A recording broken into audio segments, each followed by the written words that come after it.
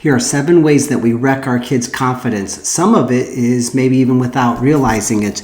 Number 1 would be we teach them that they should be confident. And I think we say, you should be confident. And we're telling them that because we love them, not because they deserve confidence. Your kids do not deserve to be confident. You do not deserve to be confident doing a backflip on a balance beam unless you've earned the right to have confidence. So some of us in wrestling, we say, you should be confident. They call me and they email me and they say, my son or daughter is not confident. What can I do? And I have to go into this conversation. They are not going to be confident just because you tell them they should be confident. Some kids have no business being confident on the wrestling mat. They have to do the work. They have to know the skills. Number 2, it's called the lawnmower parenting, right? We've all done it, myself included. We want them to avoid obstacles. So we just lawnmower down all of the hurdles. All right, we knock all the obstacles out of the way and then we create a clear pathway. Do not do that. Number 3, we tackle the obstacles before them. So anytime we see an obstacle, we take it out of the way for them. What you should do is you should say, hey, here's an obstacle coming up. Just a heads up. This is how you should be thinking about tackling this obstacle. So I'm not old school where I'm like, hey, just go figure it out. I don't want my kids just to have to figure things out on their own because we can crunch time if I teach them how to tackle these obstacles and have success. So, the other extreme I don't think is good either, but the last thing you want to do is do the work for them. Number 4, we act as the go-between. Let them communicate with the school teacher, the coach, the assistant coach, the principal, the tournament director, the referee. So I had a girl just this last weekend at camp. She's 17 years old and she refused to talk to the coaches about an injury. And mom called me and it was back and forth, probably 17, 18 minutes on a Friday night. And then Saturday we went again. And I was like, ma'am, if, I'm going to have my coaches, I've already talked to her. If she's, doesn't feel good in the morning, have her see a coach. And she's like, she refuses, she won't see a coach. But I'm thinking, this young lady she's going to want to date and get married one day. She's going to want to interview for a job. You are not preparing her. Say, if you don't go talk to a coach, then I guess you're not really hurt. Do not be the go-between. Now, obviously, if your son or daughter is 5, that's a different story. But there comes a point in time in their life when they need to be able to go knock on someone's door, sit down, have a discussion with a coach, and handle some things on their own. Now, you might teach them, say, hey, I know you're nervous. This is how you do it. You knock on the door and you say, hey, Miss Williams, I really need to talk to you. Is now a good time? If not, can we schedule a time to talk? Teach your kid that phrase so that way they know exactly how to communicate with an adult.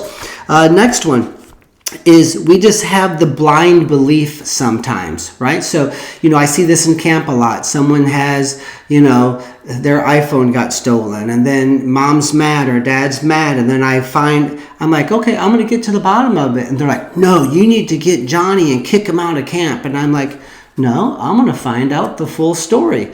And a lot of times, both kids were going at it for a day or so, and we get to the bottom of the story, and little Johnny was not a very perfect little boy to begin with. So don't just have blind belief. The teacher probably is a good person that did the right thing. Your son or daughter probably could have studied more.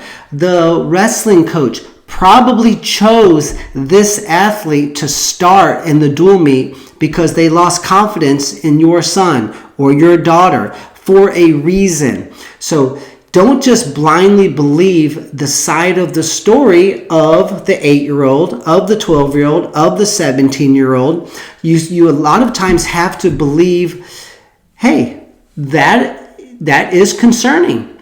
I agree with what you are saying. Now I am going to contact the principal or the coach or your supervisor or your teacher, and I'm going to get their side of the story, and we will continue this conversation after I do that. Don't blindly just accept your kids' side of the story, because their side of the story is oftentimes biased. There's always two sides to the story.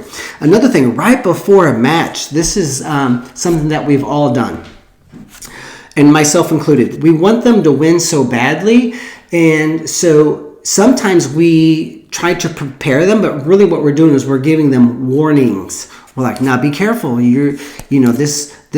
This guy's got a great single leg, or she's got a great underhook throw by. Now, did I tell you to watch out for her blast double or his leg riding? They've got real good conditioning. Now, don't let them have a lot of space. They're very explosive. We talked about that, right? Did you drill it? Did we do that? Yep. Okay, let's just remind ourselves of this. And you've gone on for 5-6 minutes, and you've scared the crap out of your wrestler before they step on the mat.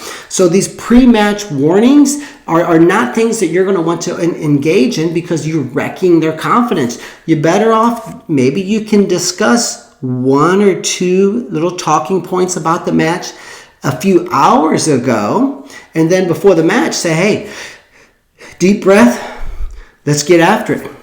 Give them a high five and walk away, and let them go through these things on their own. So that's more of a coaching tactic that we engage in as parents. A lot of coaches do it too, but I would think that by now a lot of the experienced coaches know better. But this might be speaking to some of your coaches as well. Last thing, number 7, is we have magic phrases and we expect them to work. For example, you can do it. You shouldn't just say you can do it. Why don't you say you can do it because here's why? And see, now we're sort of really building their confidence.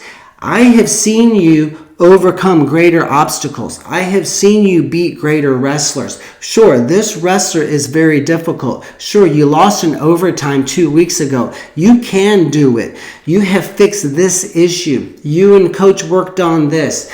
This is the preparation that you have had. You have done the homework.